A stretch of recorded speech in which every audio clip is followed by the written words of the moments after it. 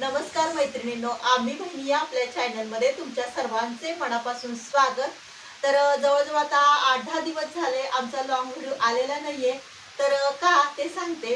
तर आता एका ताईने विचारलं की मंदिर तुमचं आहे का? तर हो, आमचं महाराजांचं जे मंदिर आहे ना, त्याचा आता उत्सव आहे. म्हणजे प्रगट दिन आहे आणि पारायण आहे. म्हणजे 2 तारखेपासून 2 फेब्रुवारीपासून सुरुवात आहे. ते 8 तारखेला महाप्रसाद असतो. जवळ-जवळ 1,500 माणसं जेवायला असतात. खूप मोठ्या प्रमाणात हा उत्सव असतो.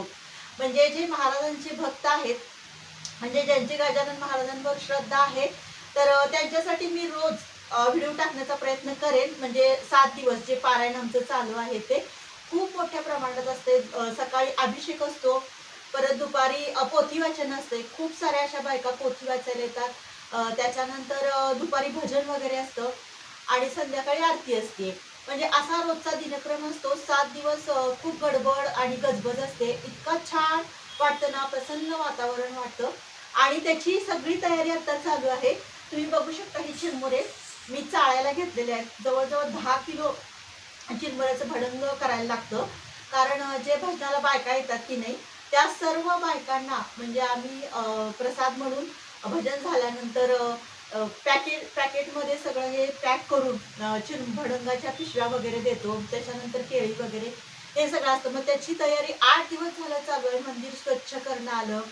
परत सगळं मंडप वगैरे घालायचं आहे, ते सगळं आवरणं आलं. परत त्याच्यानंतर जे काही लागतं अगोदरची तयारी असती. पूर्ण मंदिर धुवून काढणं म्हणा किंवा जे पाटं असतात म्हणजे जे पोथी वाचायला बायकांना देतो ते सगळं धुवून काढणं, घरातली स्वच्छता करणं. हे जवळ-जवळ लग्नासारखाच मोठा उत्सव म्हणा, असा फार मोठा उत्सव असतो.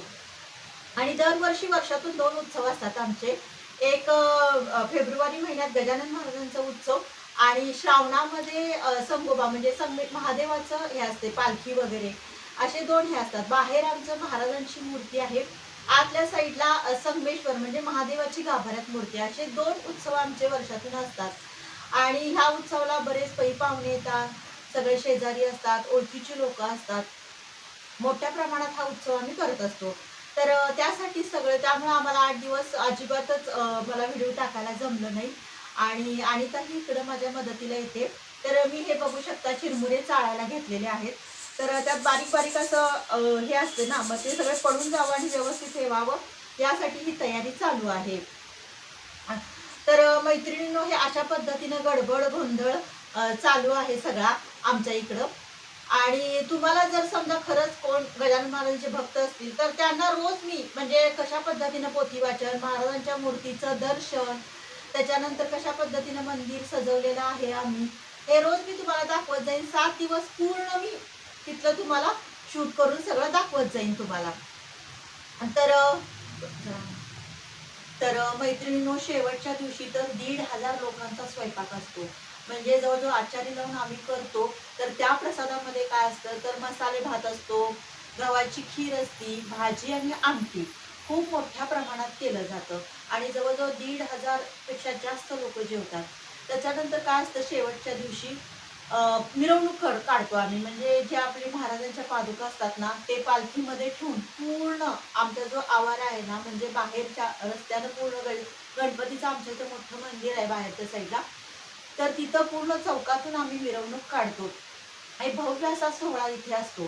त्याच्यानंतर ज्या बायका आपल्या भजनाला येतात त्यांना कॉफी करणं दिवसभरात, हे सगळं आमचं दिवसभराचं रुटीन चालू असतं.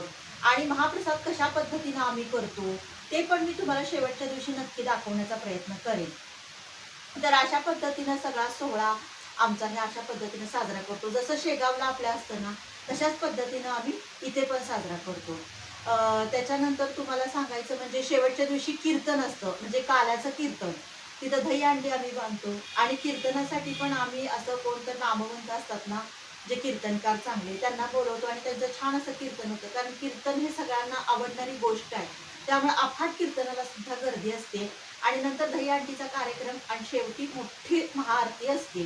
तर अशा पद्धतीनं सगळा आमचा पूर्ण हा 7 दिवसाचा शेड्यूल ठरलेला आहे आणि अशा पद्धतीनं सगळं आमचं म्हणजे रुटीन चाललेलं असतं 7 दिवसाचं.